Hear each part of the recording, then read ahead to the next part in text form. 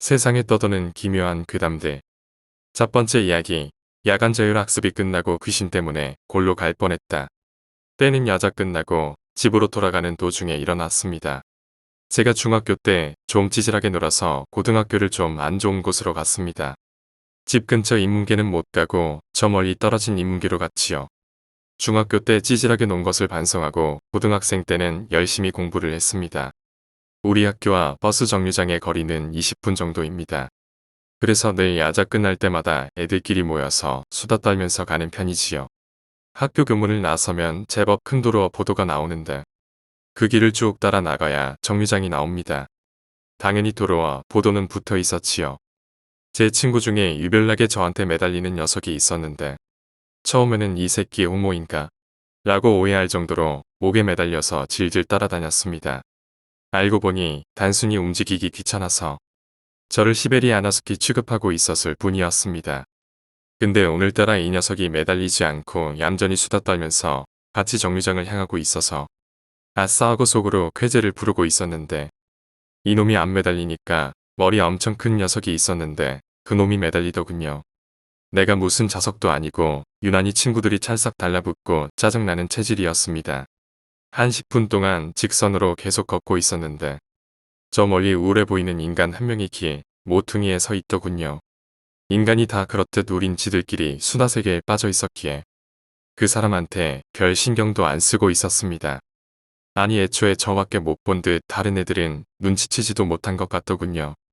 해가 져서 그 사람의 얼굴도 안 보이고 워낙 보도 구석에 그것도 나무 밑에 있어서 체격 정도만 알아볼 수 있었습니다. 아무튼 당연히 그 사람 쪽을 지나서 정류장을 가야 하니까 그 사람하고 점점 가까워졌습니다. 근데 이때부터 아까 얘기한 호모 자식이 저한테 매달린 큰 머리를 보고 발작을 하는 겁니다. 야, 큰 머리. 거긴 내 전용이야. 뭔 소리야. 내가 돈 준 것도 아니고 매달린 사람이 임자지. 얘들 대부분이 욕도 안 하는 희한한 애들이지만 노는 건 보통 애들이랑 똑같은 놈들이었습니다. 호모 자식이 큰 머리 보고 빨리 나오라고 내 목을 감싸고 있는 큰 머리손을 쥐어뜯기 시작했습니다.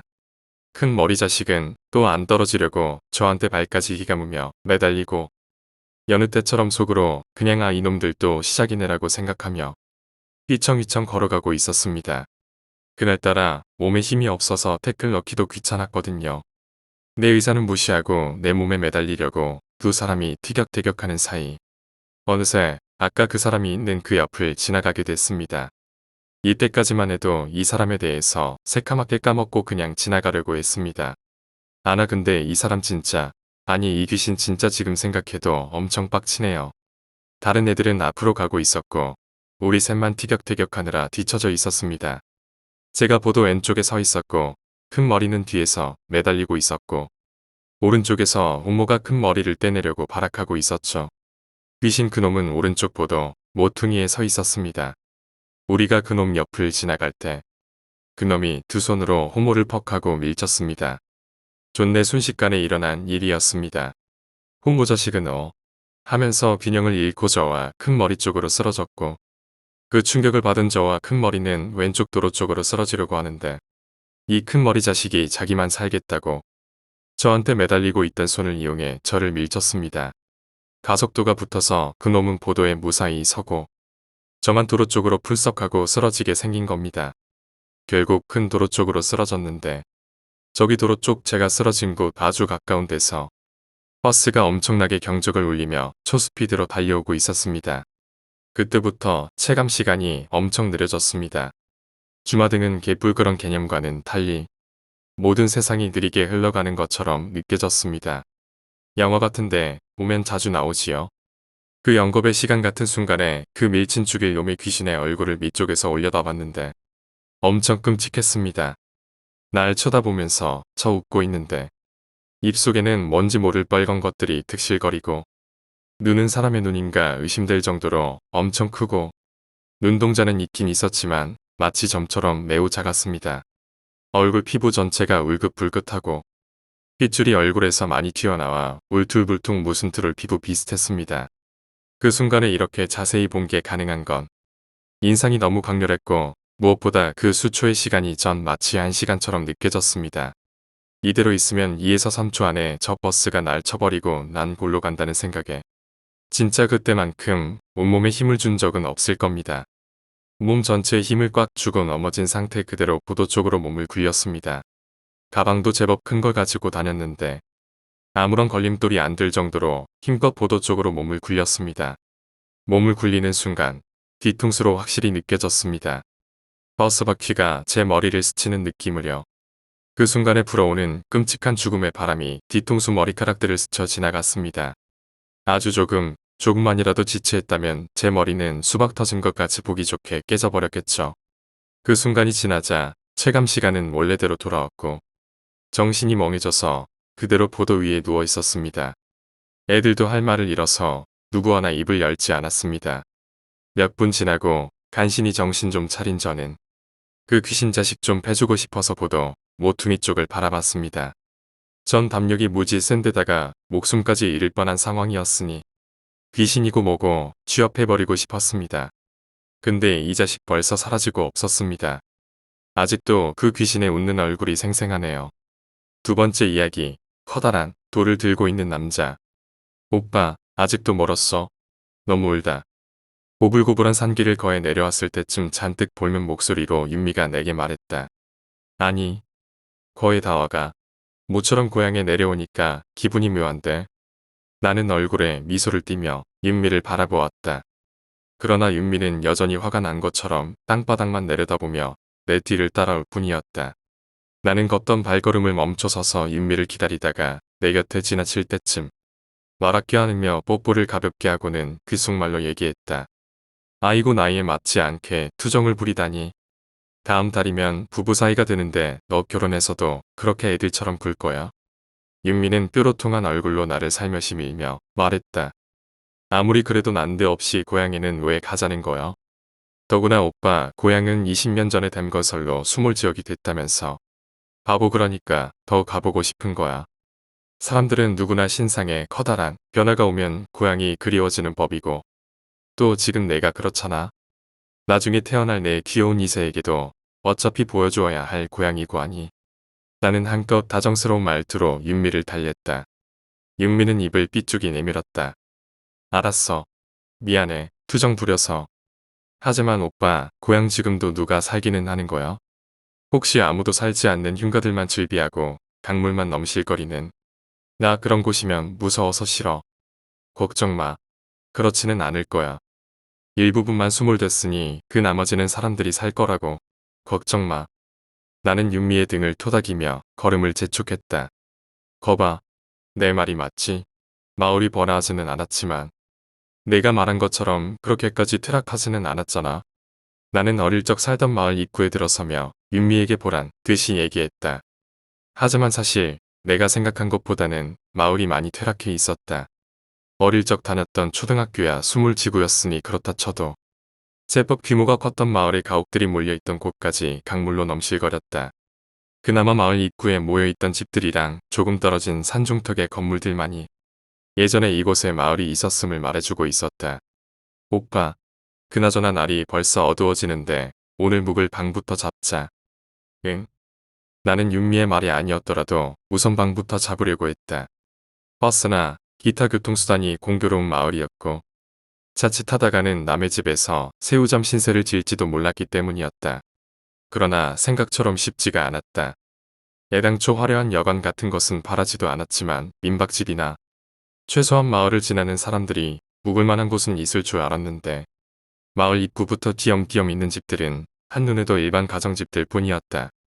두리번거리던 나는 근처 가게로 무작정 들어가 적당한 곳을 물었다.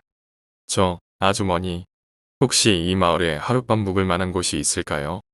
처음부터 잔뜩 화난 사람처럼 얼굴을 찡그리던 가게 여주인은 생긴 것만큼이나 무뚝뚝하게 한마디 던졌다. 없어. 이 마을이 관광지도 아니고 그건 안 돼요. 그래도 여기는 제가 태어난 고향이라 하룻밤 묵고 싶어서요. 고향이라는 말을 들어서였는지 그 여주인은 그제야 다소 누그러진 표정으로 잠시 생각한 후 내게 말했다. 한 군데 있기는 한데 그 집주인이 너무 괴팍스러워서. 나는 눈을 동그랗게 뜨며 물었다. 있어요? 숙박료는 상관 안 하니 어딘데요? 그 여주인은 손가락으로 산중턱을 가리키며 말했다. 저기 오솔길 보이시오? 거기로 한 10분 걸어 올라가면 사당이 있는데 바로 그 옆집이요. 나는 여주인의 손가락을 따라 잠시 쳐다보다가 다소 놀라며 깨물었다. 아니 그 집이 아직 있어요? 말씀하신 곳이 혹시 예전에 어느새 곁에 윤미가 와 있는 것을 눈치채고 끝내 다 묻지 못하고 입을 다 물었다. 가게 여주인은 나를 이상하다는 듯 훑어보더니 중얼거렸다. 그 집이라니 예전부터 있던 집인가 보고만. 하지만 난 이 동네로 이사 온 지 얼마 안 돼서 아무튼 그 집은 빈방이 많으니 한번 가보기나 하시오. 예. 아 예. 아무튼 감사합니다. 나는 말을 얼버무리며 인사도 대충 하고 가게를 빠져나왔다. 윤미는 내 행동이 조금 이상한 것을 눈치챘는지 곁에 바짝 다가서며 물었다. 오빠, 왜 그래? 뭐 잘못된 거 있어? 아니, 윤미야 오늘 묵을 때가 있을 것 같다. 그쪽으로 하자. 나는 애써 웃음을 띠며 윤미의 손을 잡고 아까 가게 주인이 얘기하던 그 집으로 향했다. 계세요? 누구 안 계세요? 산중턱에 위치한 그 집 대문에 서서 한참을 불러도 아무 인기척이 없었다. 윤미는 다시 기분이 언짢아진 듯 집 주위를 두리번거리며 말했다. 이야, 건물 참 오래됐다. 생긴 건 별장 같은데 다 쓰러져가도 3층 집이네. 윤미의 말이 채 끝나기도 전에 현관문이 삐걱 열리며 할머니 한 분이 힘든 걸음을 옮기며 나왔다. 그 할머니의 얼굴은 주름이 자글자글했고 허리도 몹시 굽어 간신히 걸음을 옮기고 있었다. 저 할머니, 방 있어요? 하루만 묵어 가려고요. 할머니는 흐릿한 시선으로 나와 윤미를 번갈아 보다가 한참 후에 힘없이 고개를 끄덕이며 걸걸한 쇳소리를 냈다. 있긴 있는데 저 숙박료는 상관하지 마시고요. 얼마든지 드릴 테니. 할머니는 물끄러미 윤미를 뚫어져라 쳐다보았다. 나는 왠지 기분이 나빠 둘 사이를 가로막으며 다시 얘기했다. 하루만 묵을게요. 아까 저 아래 가게 주인의 말로는 이 동네에서 묵을 수 있는 곳이 여기밖에는 없다고. 할머니는 여전히 윤미를 뚫어져라 바라보다가 천천히 고개를 끄덕였다.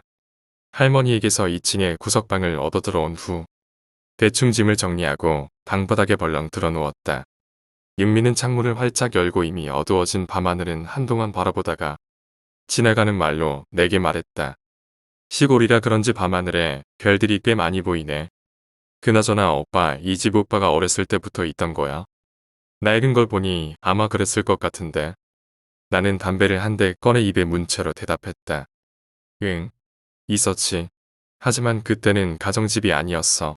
그냥 별장이었는데. 그래. 그렇다면 이 집 주인 꽤 부자였나 보다. 그 당시에 3층 건물을 가지고 있을 정도면. 담배에 불을 붙이며 한 모금 반 후 윤미를 바라보다가 조용한 목소리로 말했다. 내가 재미있는 얘기 하나 해줄까? 아니지. 재미있다기보다는 좀 섬뜩한.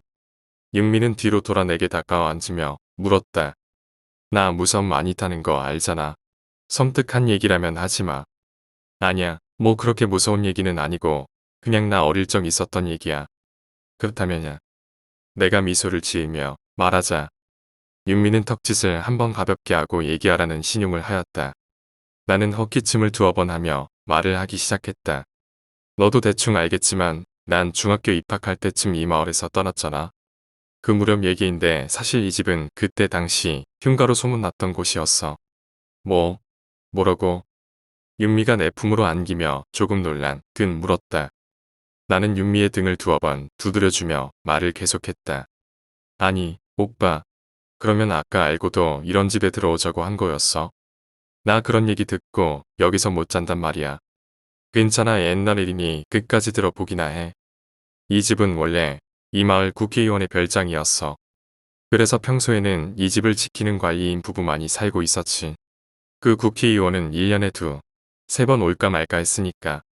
그런데 어느 날 그러니까 내가 초등학교 5학년쯤 사건 하나가 일어났는데 이 집의 관리인이 온데간데 없이 사라져버린 거야. 조그만 동네라 삽시간에 소문이 퍼졌고 모두들 관리인이 왜 없어졌는가에 관심이 몰렸지. 그중 제일 지배적인 의견은 관리인의 부인이 자기 남편을 어떻게 했다는 얘기였는데 왜냐하면 그들 부부는 동네에서 알아주는 원수재였거든. 매일같이 계속되는 부부 싸움 소리에 마을 사람들이 밤잠을 설칠 정도였지. 그래서 다들 이상하게 생각하기도 했어. 저렇게 사이가 안 좋은데 왜 같이 살까 하고. 뭐 그거야 그들 부부만의 일이니 상관없기도 했지만 관리인이 사라지고 난 후 마을 사람들은 쑥덕대기 시작한 거야. 대충 무슨 소문이 퍼졌는지 알겠지? 부인이 남편을 죽이고 어디다가 버렸다는 그런 내용이었어. 처음에 부인은 마을 사람들의 의심에 아무런 반응도 보이지 않았지. 그런데 시간이 흐를수록 마을 사람들의 태도가 심해지니까 못 견뎌서였는지 그녀도 어느 날인가부터 보이지 않더라고. 마을 사람들은 그런 그녀의 행동에 더욱 확신이 가고 있었지. 분명히 관리인 부인이 뭔가가 캥기는 게 있다고 말이야. 하여간 관리인 부인까지 없어져 버린 빈 별장에 당연하게도 새 관리인이 왔지. 그는 어릴 적 기억이라 얼굴은 잘 기억이 나지 않지만 그의 체격만은 무척 컸다고 생각이 돼. 당시 마을 사람들보다 머리가 한 개 정도 더 있었거든. 키도 크고 몸집도 거대한 30살 정도의 총각이었는데 그가 온 지 3일 만에 바로 이 집에서 죽은 채로 발견이 된 거야. 그것도 아무런 외상 없이 몹시 모에 놀란 등 눈을 부릅뜨고 천장을 빤히 응시한 채로 누워서 말이야. 아마 심장마비 같은 거였나 봐. 어쨌든 그 뒤로 이 집에 대한 이상한 소문이 나돌기 시작했지. 그렇게 건강해 보이는 청년이 심장마비로 죽었다니. 마을 사람들이 믿겠어? 분명 밤에 무슨 일이 그러니까. 귀신 같은 걸 보고 놀라 죽었다던가. 결국은 그 전 관리인의 부인이 남편을 죽이고 이 집 어딘가에 묻어놨다는 둥. 하여간 온갖 소문들이 또 무성하게 퍼지기 시작했지. 국회의원도 그런 소문을 들었는지 체면 때문에 한동안 관리인을 이 집에 두지 않더라고. 그러니 당연하게도 이 집은 점점 흉가로 변하고 말았지. 어릴 적이야 이렇게 큰 빈집이 좋은 놀이터가 될 수밖에 없었고 나와 내 고향 친구들은 그런 귀신 얘기들을 즐기며 이곳에서 뛰어놀곤 했지. 자, 이제부터 진짜 오싹한 얘기가 시작되는 거야. 그런 어느 날였어. 네 얘기를 큰 눈망울만 굴리며 듣고 있던 윤미는 조금 무서웠는지 침까지 꼴딱 삼키며 작은 소리로 말했다. 오빠 그만해. 무섭다고 했잖아. 에이 바보 무섭긴 뭐가 무서워. 다 옛날 얘기인데. 그래도 내 얘기가 계속되자 윤미는 나를 더욱 끌어안으며 물기가 어린 촉촉한 얼굴로 바라보았다. 그렇게 흉가라고 소문만 무성하고 사실 이 집에서 확실히 죽은 사람은 새로 온 관리인 한 명뿐이잖아. 마을 사람들 생각 속에만 확증도 없이 전 관리인이 죽은 거였으니. 아무튼 그런데 한 달쯤 지난 뒤에 건장한 청년들이 이 집으로 오게 됐지. 그들이 누군가 알고 보니 몇 년 전부터 이 고장에 댐이 치어진다고 말이 나돌았었는데 바로 그 댐 건설 작업이 현실로 드러나게 된 거였지. 이 집에 온 사람들은 댐 건설을 위해 사전조사를 나온 사람들이었어. 딱히 이 마을에 머무를 곳이 없던 그 사람들은 국회의원의 배려로 이 집에 묵게 된 거야. 물론 댐 건설에 이 집 주인인 국회의원도 주도적인 인물이었으니 당연하기도 했지. 그들이 여기서 머무르게 된 후 귀신 얘기는 한동안 주춤했어. 그들이 일주일 동안 머물러도 아무런 사건이 일어나지 않았거든. 그런데 정확히 열흘째가 되던 날 그들 중 한 명이 머리가 깨져 죽은 채로 강가 근처 갈대숲에서 발견이 된 거야. 작은 마을의 살인 사건이니 엄청난 구경거리게 됐지. 나도 학교가 파하기도 전에 친구들이랑 현장으로 달려가 구경을 했거든. 죽은 그 사람 시체를 처음 본 순간 정말 충격이었어. 얼굴은 무엇에 놀란 듯 핏발선 눈을 부릅뜬 채 죽어 있었는데 무척 힘이 센 사람이 무거운 둔기로 내려쳤는지 죽은 그의 머리는 반 정도 깨지고 찌그러져서 한쪽 눈알이 터져 나와 있었고 주위의 갈대들은 검붉은 피로 흥건했는데 경찰들이 이 집에 같이 묵던 사람들을 모두 하나씩 조사해봤지만 범인은 찾지 못했지. 그러는 동안 또 살인사건이 벌어졌어. 이번에는 이 집 뒷곁에 있는 낡은 창고였는데 그 사람들 중 한 명이 목에 밧줄이 감긴 채 천장에 매달려 죽은 거야. 물론 그는 자살할 이유도 없고 또 자살했다면 죽을 때 그렇게 반항한 흔적을 남길 리 없었겠지. 마을이 이젠 아예 난리가 났어. 범인도 못 잡는 경찰들의 무능함을 욕했고 연쇄적으로 일어나는 살인사건에 예전 관리인들의 얘기가 겹쳐 흉흉한 소문이 난무했지.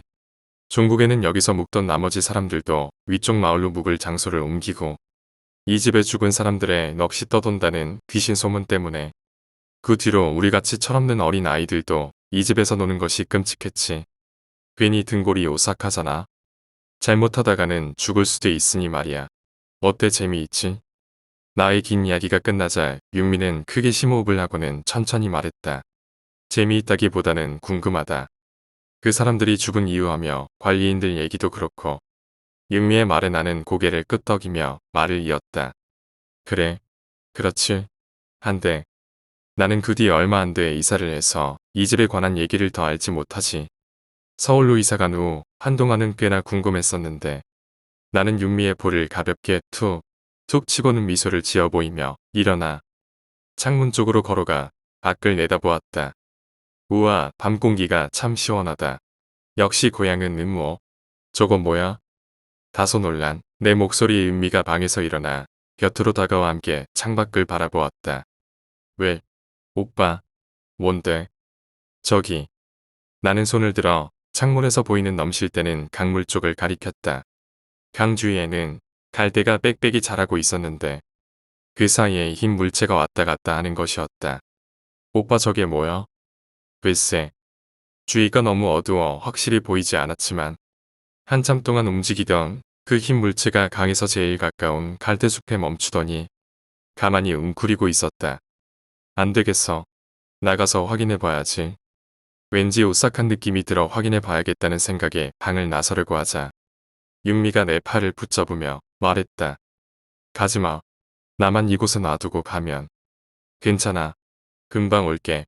이 방에 꼭 붙어 있어. 어디 나가지 말고. 윤미가 두려운 눈길로 나를 바라보았지만 나는 호기심에 재빠른 걸음으로 방을 나섰다. 뛰듯이 강물 주위에 갈대숲으로 가보니 멀리서 볼 때 그냥 희게만 보였던 그 물체가 사람이 쭈그리고 있는 것이라는 걸 알았다. 나는 잔뜩 긴장한 채 조심스럽게 그쪽으로 다가갔다. 희뿌연 달빛 아래 보이는 그 사람은 나이가 50은 넘은 듯한 남자였다. 그는 갈대숲에 앉아 멍청이 강물만 바라보며 미동도 않은 채 한숨만 길게 쉴 뿐이었다. 사람이라는 것을 확인하니 다소 안심이 되어 그에게 가까이 다가가 작은 소리로 물었다. 저 아저씨 이 한밤중에 여기서 뭐하고 계시는 거예요? 내 말을 들었는지 못 들었는지 여전히 그 남자는 강물만 바라볼 뿐이었다. 나는 다시 한번 목소리를 돋워 물었다. 아저씨 도대체 여기서 무엇을? 그제야 그 남자가 천천히 고개를 돌렸다. 왠지 낯익은 그 남자의 얼굴에 이상한 느낌이 들었다. 그 남자가 이윽고 입을 열었다. 이 강물 속에 내 아내가 있지. 내 아내가. 예. 뭐라고요? 타지 사람인가? 아니면. 아 예. 어릴 적에 이 마을에서 살았었었죠. 오늘 고향도 다시 볼 겸 온 거고요. 그런데 아까 무슨 말씀이세요? 아내라니요? 그 남자는 품속에서 담배를 꺼내 물며 허탈하게 중얼거렸다. 자네 어릴 때 이 마을에서 살았다면 저 집에서 일어난 귀신 얘기며 살인사건 얘기며 다 알겠군. 나는 그제야 그 남자의 얼굴이 낯익은 이유를 알았다. 어렴풋이 기억나는 관리인 부부의 남편 바로 그였다. 아저씨는 혹시 곧 알아보는군. 자네는 혹시 빨간 벽돌집 큰손자 형민이 맞지? 예. 아, 예, 아저씨는 저 별장을 관리하셨다. 맞아. 바로 내가 별장 관리인 아저씨야. 잘 지냈어? 그동안의 일이 갑자기 궁금해져서 그 남자의 곁에 천천히 앉으며 물었다. 아니, 그럼 돌아가셨던 게 아니었군요. 그럼 어떻게 된 거예요? 그때 그 일들이. 그 남자는 내 얼굴을 아무 말 없이 바라보다가 주름진 얼굴을 떨구며 말했다. 왜? 궁금한가? 당연히 궁금하죠. 우리 사이에는 한동안 침묵이 감돌았다. 멀리서 밤새의 구슬픈 지저귀만이 간혹 들려올 뿐. 이윽고 그 남자가 말문을 열었다. 내가 오늘 그때 얘기를 하면 자네가 처음 듣는 셈이 되는군. 어차피 시간도 얼마 남지 않았으니. 시간이 얼마 안 남았다니요. 끝까지 내 얘기를 듣고 물어보게나. 나는 그 남자의 왠지 거역할 수 없는 말투에 기가 눌려 입을 굳게 다물었다. 그 남자는 그런 나를 물끄러미 바라보다가 얘기하기 시작했다. 내게는 어머니가 한 분 계시지. 젊었을 때 과부가 되고 홀로 나를 키워주신. 그런데 내 어머니는 정신이 온전치를 못했어. 불의의 사고로 남편을 잃고 그 후로 조금씩 머리가 이상해지시더니 결국 내가 이 별장의 관리인으로 올 때쯤에는 완전히 미쳐버리셨거든. 내 아내도 그런 어머니를 달갑게 생각지 않았지. 나는 정신병원 같은 곳에 불쌍한 내 어머니를 모시는 게 싫었고 결국 생각해낸 것이 이 별장에 어머니를 모시는 거였지. 이곳은 공기도 좋고 또 별장 주인도 1년에 한두 번 올까 말까 하는 곳이었으니 나로서는 안성맞춤인 곳이었거든. 하지만 마을 사람들 귀에 그런 미친 어머니가 있다는 것이 들어가는 건 싫었지. 해제된 이 작은 마을에 미친 여자가 있다는 건 그들의 나에겐 사고방식에 맞지 않은 거였으니 말이야. 그래서 남의 눈에 띄지 않고 함부로 못 나다니시게 지하실에 방 한 칸을 마련해 거기 모셨지. 사실 어머니는 내가 결혼 후 병세가 더 심해지셨어. 아마도 당신이 거부로 힘들게 키운 나를 아내에게 빼앗겼다는 아쉬움 때문이었던 것 같은데. 그러니 어머니의 미친 행동이 심해질수록 우리들의 부부싸움은 더해갈 수밖에 없었지. 그러나 나는 둘 다 버릴 수가 없었어. 불쌍한 어머니는 물론 그토록 사랑했던 내 아내도 말이야. 그러다가 또 한 번 어머니 때문에 대판 싸운 어느 날 나는 침울한 심정으로 가출을 했지. 그 당시에는 아무 생각도 없었어. 내가 할 수 있는 일이 아무것도 없더라고. 그렇게 한 달 동안을 사라졌다가 어느 날 밤 다시 집에 돌아와 보니 아내가 없는 거야. 황급히 어머니를 찾았지. 아까도 말했듯이 평소에는 사람들 눈에 띄지 않게 낮에는 지하실 방에 모셨었거든. 물론 방문을 밖에서 잠궜다가 밤에는 위층으로 모시곤 했는데 어머니가 머무시는 지하실 방으로 가보니 거기에 아내가 있는 거야. 피투성이가 된 채 죽어서 말이야. 며칠은 된 듯 꽤 서거 있었는데 그 곁에는 어머니가 아내의 살을 뜯어먹으며 희죽거리고 있었어. 난 거의 제정신이 아니었지. 어머니 입가에 묻은 피를 닦아주며 다그쳐 물었지. 도대체 어떻게 된 일이냐고. 어머니는 나를 알아본 듯 두 손을 꼭 잡으며 얘기하더군. 내가 하도 안 보이기에. 인연이 너를 어떻게 한 줄 알고 죽여버렸다고. 어이가 없더군.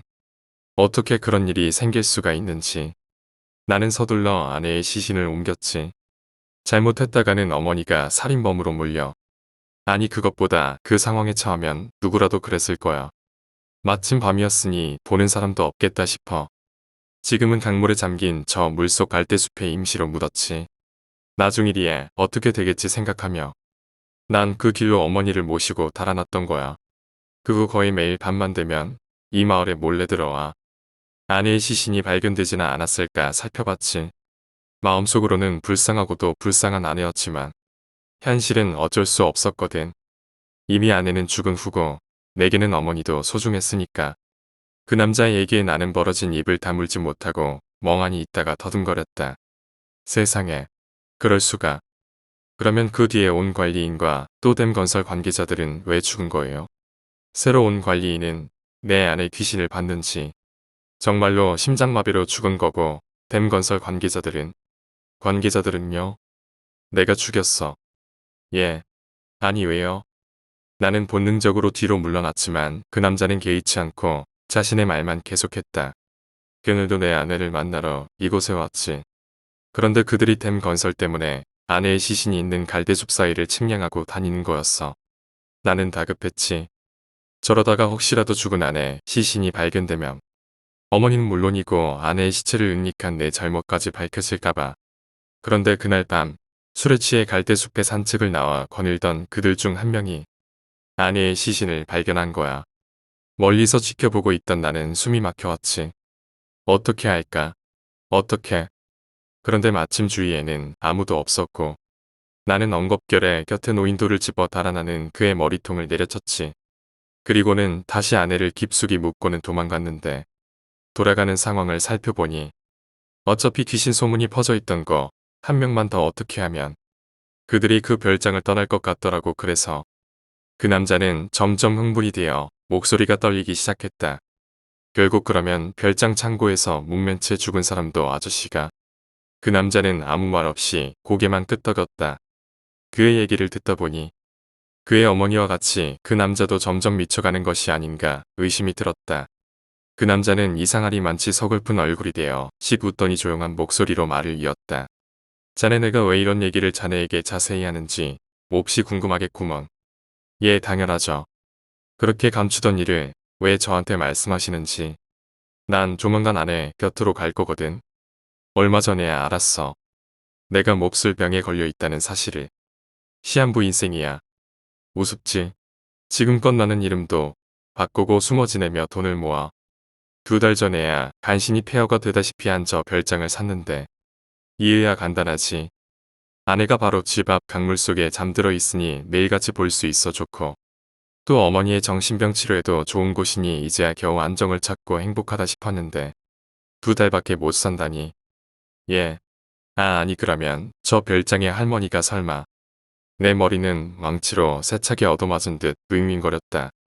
불길한 예감에 흐느끼는 그 남자를 뒤로 한 채 황급히 별장으로 뛰기 시작했다. 다급히 별장 문을 열고 안으로 들어가며 큰 소리로 외쳤다. 윤미야, 윤미야. 그때 2층 계단에서 발자국 소리가 들리더니 저녁에 본 그 할머니가 온몸에 피를 흠뻑 묻힌 채 무엇을 씹고 있는 듯 입을 오물거리며 걸어 내려오더니 입가에 묻은 검붉은 피를 쓱 닦고는 내 두 손을 꼭 잡으며 얘기했다. 얘야 이제 오니? 내가 하도 안 보이기에 전현이 너를 어떻게 한 줄 알고 죽여버렸다. 전현 아주 독한 년이지? 그렇지? 안 돼 세상에. 정신이 아득해져서 무릎을 꿇고 흐느끼는 내 뒤에는 어느새 왔는지 휑한 눈빛을 한 아까 그 남자가 커다란 돌을 높이 쳐든 채 싸늘한 미소를 지으며 나를 뚫어지게 바라보고 있었다. 세 번째 이야기, 수용소. 그는 실험을 하는 사람이다. 눈앞에서 모녀가 울부짖고 있었다. 그래 모녀가 확실하다. 떼어내서 확인을 했다. 딸은 아주 어렸다. 걸음마나 시작했을까? 몸이나 뒤집으면 장하다 내 딸아하고 부모의 눈시울을 뜨겁게 할 그런 나이였다. 어쨌거나 포로였고 생물이었고 실험의 대상이었다. 그는 어머니를 때려 눕히고 두 손으로 목을 졸랐다. 의식이 끊어지기 직전에 놓아주자 어머니는 이제 울부짖는 것을 그만두었다. 그는 성공에 기뻐하며 이번엔 딸에게 그것을 시도했다. 하지만 아기는 계속 울었다. 아기는 배우는 것이 없는 모양이다. 그는 사납게 웃으며 그의 앞에 있는 원통에 다가갔다. 강철로 된 아래에 발화장치가 달린 원통 불을 붙이면 아래서부터 조금씩 뜨거워져서 나중에는 아마 지옥의 일상적인 날씨와 비슷한 온도가 될 것이다. 그는 거세게 모녀를 원통 안으로 밀어넣었다. 어머니는 다시 울부짖었고 몇 대 뺨을 때려도 울음을 그치지 않았다. 그는 시끄러운 것을 싫어했다. 그는 욕과 함께 묻은 말을 하며 어머니를 몹시 때렸다. 그는 원통의 문을 거세게 닫고 밖에서 걸어 잠그며 하느님을 찾는 어머니에게 하느님은 지금 지옥으로 몰려드는 많은 사람들한테 변호사를 붙여주느라 바빠서 널 구하기 위해 나를 죽이지 못한다고 말했다. 어머니는 오 하나님 하나님 하며 울고 딸은 마치 한여름 매미떼처럼 성가시게 울어대었다. 그는 짜증을 부리며 발화장치를 켰다. 온도 따위 조절하지 않았다. 제일 강하게 제일 뜨겁게 어머니의 울음소리는 발작적인 비명으로 바뀌었다. 쿵쾅거리는 죽음으로 향하는 레이스. 탭댄스를 추는 소리가 났다. 딸은 시끄럽게 울었고 어머니는 마치 누군가 자기 생사를 쥐어뜯는다고 착각을 일으킨 듯 찢어진다고 소리를 질렀다. 그는 천천히 시간을 재었다. 원통 밖도 서서히 더워졌다. 그는 땀이 났다.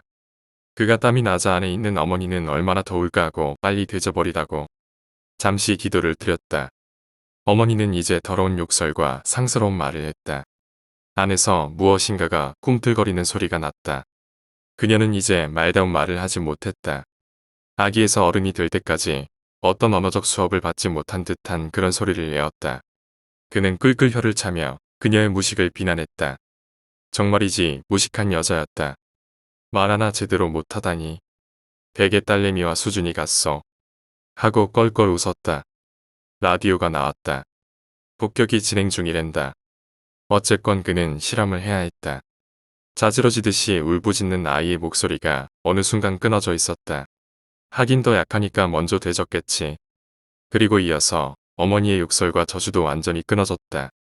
그는 정확히 3시간이 지난 다음 발화장치를 완전히 꺼트렸다. 그는 콧노래를 부르며 장갑 낀 손으로 원통의 문을 열었다. 어렸을 적 어머니가 들려주었던 자장가였다. 자장. 새까맣게 탄 두부의 시체. 빌어먹을 하나님. 그는 수첩에 무엇인가를 적었다. 뜨거운 바다. 조금 더 오래 살기 위해 어머니는 아이를 밟고 올라섰다. 그 실험 결과가 무엇을 의미하는지는 그도 몰랐다. 아니 그도 애초에 사람이라서 별로 알고 싶지 않았다. 네 번째 이야기, 속을 줄 알았냐. 그녀를 만난 걸 후회했다. 무뚝뚝함이 심하다 못해 버머리 수진이라는 건 연애했을 때부터 알고 있었다. 무뚝뚝함 속에 수줍음과 정겨움이 묻어 있다는 것도 연애했을 때 알아챘기에 그녀의 단점으로 생각하지 않았다. 그런 그녀를 분명 마음 깊이 사랑했다. 평소의 신중함이 도를 지나치던 내가 이 사람이라면이라고 생각했을 정도라면 얼마나 그녀를 마음에 들어 했을지. 결혼 생활은 정말 순조로웠다. 내 일도 잘 풀렸고 그녀가 하는 일에도 행운이 따랐는지 행복해져만 갔다. 그러던 어느 날 그녀에게서 임신 소식을 듣게 되었고 연애 생활에서조차 보지 못했던 프로포즈를 받았던 날까지도 울음을 터뜨렸던 그녀의 세상 그 누구보다 아름다운 미소를 처음 볼 수 있었다. 입덧이 심해 음식조차 제대로 먹지 못하던 그녀였지만 임신 기간 동안 그 아름다운 미소는 떠나질 못했다. 결혼한 지 몇 개월이 지나가는데도 연애 기간 동안의 그 수줍음을 간직한 목소리로 날 바라보며 고맙다며 내 손을 잡는 그녀에게 내가 더 감사했다. 아이가 태어났다. 제왕절개하라는 충고를 절대적으로 무시하며 힘겹게 아이를 낳은 아내였다. 아이는 건강했고 아내도 조금 많이 몸조리가 필요할 뿐 건강에 이상이 없었다. 아니 더 건강하고 아름다워졌다. 너무나 좋았다. 아빠가 되었다는 것, 아이를 사랑해줄 모든 준비가 되었다는 게 너무 예뻐요. 너무너무. 아기를 안고 그녀가 처음 했던 말이었다. 아기의 작디 작은 손이 그 어떤 것보다 큰 행복으로 다가왔다.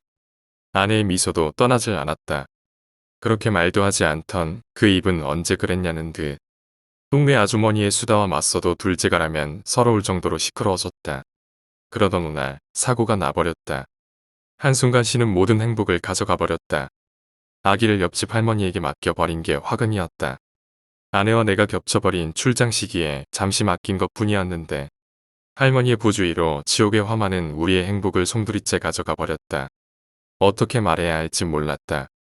출장이 먼저 끝나 돌아왔을 때 벌어져 버린 일에 아내에게 어떻게 말해야 할지 몰랐다. 무슨 말을 해야 하는 걸까, 어떻게 반응할까. 지금 내 눈에 흐르는 눈물을 보고 눈치채지 않을까. 엄청나게 커다란 죄를 지어버린 어릴 때의 꼬마처럼 안절부절 죄책감에 몸을 떨었다. 여보 옆집에 불이 났어요. 할머니 혼자 사시는 집인데 괜찮으시려나. 미안해 미안해. 생각해 두었던 수만 가지의 변명은 한줌 재가 되어 미안하다는 사과의 말로 바뀌었다. 우리 민주가 죽어서 죽어버렸어. 아내의 반응을 볼 수 없어 눈을 질끈 감고 아내의 말을 기다렸지만 아내는 아무런 말도 없다. 아니 말이 없는 건 물론이고 과자를 꺼내들어 TV를 켜는 게 아닌가. 분명히 전했는데. 분명히 똑똑히 앉아 또박또박 딸의 죽음을 알렸는데 태연하게 과자를 뜯으며 TV를 켠다. 이게 지금 엄마로서의 행동인가. 난 그날 그녀와 만난 걸 후회했다. 4월 1일 출장이 끝나 집으로 향하는 길은 너무나 기쁘다. 행복한 집, 우리 집으로 한달음에 달려간다. 우리 민주 지금쯤 뭐하고 있으려나, 우리 여보야는 뭐하고 있으려나. 도희가 일찍 찾아왔는지 볼에 화끈거림이 느껴졌다. 이렇게 행복하구나. 저 사람과 이렇게 만난 게 너무나 행복한 일이구나 항상 생각해왔다. 고맙다고 사랑한다고 여자로서 평소에 무뚝뚝하 못해 차가운 성격을 분명 알았다. 그렇기에 이렇게 변하게 해준 그에게 너무나 감사했다. 따뜻함으로 다가와준 그에게 너무나. 옆집에 불이 났네. 할머니 괜찮으시려나. 문이 열리고 따뜻한 우리 집에 문이 열렸다. 여보 옆집에 불이 났어요. 할머니 혼자 사시는 집인데 괜찮으시려나. 바로 앞에 보이는 그이에게 인사 대신 건넨 말이었는데 그이가 오늘 조금 이상하다. 나한테 미안하다며 사과를 한다. 왜 그럴까? 우리 민주가 죽어서 죽어버렸어. 날 그제야 그이의 장난인 걸 알게 됐다. 오늘은 만우절이니까 너무 심한 장난 아니야 라고 생각했지만 안 속았다는 걸 알려주기 위해 태연하게 과자를 뜯었다. TV를 켜고 그이의 반응을 살폈는데 안 속았다는 걸 알고 분했던지 얼굴이 발그스름해져 주먹을 꾹 쥐고 있었다. 귀여운 면이 있다니까. 바보같이 민주를 등 뒤에 업어놓고 그렇게 말하면 속을 줄 알았던 거야. 5번째 이야기, 요괴. 한 멀고 먼 나라에 요괴가 있었습니다. 그 나라의 임금님과 백성은 모두 착한 사람들이었죠. 그러나 그 요괴는 착하지 못했어요. 하루가 멀다 하고 나라를 뒤집어 놓기에 일쑤였죠. 임금님은 너무나 많은 고민을 하여 대머리가 되어버렸죠. 하지만 임금님을 위로해주는 신하들과 백성들이 있었기에 임금님은 버틸 수 있었답니다. 그런 임금님에게 가장 큰 버팀대는 아름다운 공주였어요. 입술은 앵두 같으며 피부는 보들보들한 흡사 아기의 피부와 같은 피부였고요. 코는 오뚝하여 그 어떤 여자보다도 아름답고 사랑을 많이 받았답니다.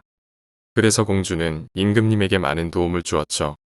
그런데 그 공주가 어느 날 사라져 버렸답니다. 나라의 유일한 근심거리인 요괴가 그 공주를 납치해 버린 것이죠. 임금님은 시름시름 앓기 시작했고 임금님처럼 백성들은 슬픔에 빠졌죠. 그리고 마침내 공주를 구하러 가겠다는 청년들이 나타났어요. 임금님은 크게 기뻐하며 그들에게 큰 상을 내리겠다고 하며 나라에서 가장 날카로운 칼 7자루를 주었어요. 그 청년들은 7명이었고 그 칼은 너무나 날카로워 베지 못하는 게 없었기 때문이에요. 청년들은 고개를 숙이고 요괴를 향해 말을 몰았어요. 그런데 어느 때부터 말이 휘잉 울부짖으며 앞으로 나아가려 하지 않는 것이었어요. 청년들은 옳거니 여기에 요괴가 있구나 생각하며 말을 더 힘차게 몰았어요. 하지만 그 청년들을 맞은 것은 요괴가 아닌 너무나도 높고 떨어져서 살아날 수 없는 절벽이었어요. 청년들은 밑을 볼 수 없는 절벽으로 떨어져 버렸어요. 그들이 가진 칼은 뾰족한 돌로 변했으며 그 청년들은 무지개가 되었답니다. 임금님은 또다시 시름시름 앓기 시작했어요. 왜 요괴가 공주를 돌려주지 않는 것일까? 그 청년들은 요괴에게 당한 것일까? 마침내 임금님은 커다란 결심을 하였어요. 임금님이 직접 공주를 구하러 나서겠다 한 거예요. 신하들은 임금님을 말렸어요. 하지만 임금님의 결심은 부러지지 않았어요. 나라에서 제일 가는 대장장이가 황금으로 만든 갑옷과 방패 그리고 칼을 임금님께 바쳤어요. 임금님은 황금으로 뒤덮인 말을 몰고 앞으로 달려갔죠. 임금님은 드디어 요괴가 사는 성을 발견했어요. 그곳은 까마귀들로 뒤덮이고 아주 어두운 기운을 풍기는 곳이었죠. 임금님은 두려움을 떨쳐버리고 성으로 달려갔어요. 성에 들어서자마자 문이 쿵 소리를 내며 닫혔어요. 임금님은 말을 묶어두고 계단을 올라갔어요. 그 성은 특이하게 계단으로만 이루어진 곳이었죠. 공주야, 내 딸 공주야, 여기 있니? 아버지. 꿈에서나 들을 수 있었던 공주의 목소리가 성 안에서 울려 퍼졌어요. 임금님은 기쁨의 눈물을 흘리며 그 목소리가 들려온 방향으로 달려갔어요. 그런데 이게 무엇이죠? 그 앞을 막아서는 것은 나라의 신이라 여겼던 백호였어요. 감히 인간이 넘볼 수 없는 존재셨죠. 임금님은 고민에 빠졌어요. 인간. 백호님, 왜 제 딸을 가져가신 겁니까? 왜 우리나라와 백성들을 고통에 빠지게 하신 겁니까? 임금님은 멈출 수 없는 눈물만을 줄줄 흘렸어요. 백호는 아무런 말도 하지 못하였죠. 그저 피눈물을 흘리면서 어디론가 사라졌을 뿐이었죠. 공주도 돌이 되어 굳었을 거예요. 눈물 자국이 선명한 돌덩이로 굳은 임금님처럼요. 돌아오지 않는 임금님을 그리워하는 것은 나라 백성들과 신하들이었어요. 하물며 사슴이 눈물을 흘리고 밤낮 구분하지 않은 채 으르렁거리는 호랑이가 있겠어요. 그리고 울음소리만 나라에 가득할 뿐이었어요. 5년이 흐르고 10년이 흘렀을 때 마침내 백성들은 결론을 내리게 되었어요. 요괴는 애초부터 없었던 것이며 물론 그 7명의 청년도 임금도 공주도 없었던 거라고요. 나라는 다시 평화로워졌어요. 다만 그 나라엔 절대 내리지 않았던 비와 무지개가 떴다는 걸 빼면요. 아마 그건 자기들을 잊어버렸으니 다시 기억해달라는 7청년과 임금님 그리고 공주님이 아닐까요? 설마 임금님, 공주 그리고 진실을 깨달아버린 청년들을 죽인 게 백성들은 아니겠죠? 에이 설마요. 그 착한 백성들이 임금님과 공주, 청년들을 죽였을까요? 그런데 이 나라에 오늘따라 비가 엄청 내리네요. 마치 멈추지 않겠다는 듯 맹렬하게. 6번째 이야기, 계곡. 솔직히 난 귀신을 믿지 않는 편이다. 그렇지만 그날은 정말 믿을 수밖에 없었다. 내가 중3 때 처음으로 친구들과 놀러 갔던 시기이다. 장소는 기억이 안 나지만 계곡이었다. 펜션이 있었고 그 밑 계단을 따라 내려가면 계곡이 있다. 그리고 계곡에서 물결어 발목 높이 정도로 들어가면 오두막 비슷하게 정자 하나가 서 있다. 난 친구들과 신나게 놀고 밤이 돼서 고기를 구워 먹은 다음 계곡으로 내려갔다. 아무렇지 않게 놀고 올라와 잠을 잤다. 문제는 그 다음 날. 그늘도 역시 놀다가 비가 오는 관계로 시내로 나가 어른용 탄산음료 한 박스를 사왔다. 친구들과 먹고 하니 마시고 계곡으로 내려갔다. 물이 불었지만 어느 정도 놀 수는 있었다. 친구들과 앉아서 탄산음료를 마시는데 살짝 알딸딸했다. 내가 오두막에 앉고 친구 하나도 오두막에 앉았다. 그리고 반대쪽 물가 쪽에는 3명이 앉아 있었다. 근데 맨 왼쪽에 있는 친구 어깨에 손 하나가 올라가 있었다. 그 손이 미끄러지며 사라졌다. 그 왼쪽에 있던 친구가 시발 장난하면 죽는다라고 말했지만 가운데 앉아있던 친구는 정색하면서 미쳤냐라고 받아쳤다. 분명 나는 그 손을 보았고 그 친구는 느꼈다. 펜션 주인에게 가서 얘기를 해주었더니 그 아줌마는 놀라면서 남은 펜션 비용을 물려주면서 물에 들어가지 말고 얼른 돌아가라고 했다. 우리는 하얗게 질린 그 주인 아주머니의 놀라짐을 썼다. 집으로 출발하려는데 아주머니가 무슨 주머니를 주시더니 이걸 가는 길에 뿌리라고 했다. 왜냐고 계속 물어 답을 얻었다. 우린 거기서 사람이 몇 명 죽었는지도 몰랐지만 많은 사람이 죽었다고들 한다. 알고 보니 그 여자의 손을 보고 느낀 사람들 중 그날은 항상 비가 왔고 항상 반대편 오두막에 사람이 앉아 있었고 오두막에 앉은 사람은 그 여자의 손을 봤단다. 더 중요한 것은 그 여자 손을 보고 느낀 사람들은 항상 물에 쓸려 내려갔다고 한다. 살아나온 한 사람의 증언을 들으니 물속에서 어떤 것이 잡아당기는 듯한 느낌을 느꼈다고 한다. 소름이 너무 돋았다. 그 아주머니가 준 것은 얼마 전 TV에서 촬영을 했고 거기서 준 해결책이랬다. 본 사람들은 그 여자의 저주를 받았고 그 여자로부터 멀리 떨어져야 된다고 한다. 그 가루는 마치 여자가 그 길을 인식 못하도록 하얗게 도로를 없애준다는 미신 비슷한 것이었다. 우린 돌아오는 길 꼼꼼히 그 가루를 뿌렸고 무사귀환을 했다. 그 계곡 다시는 가기 싫다.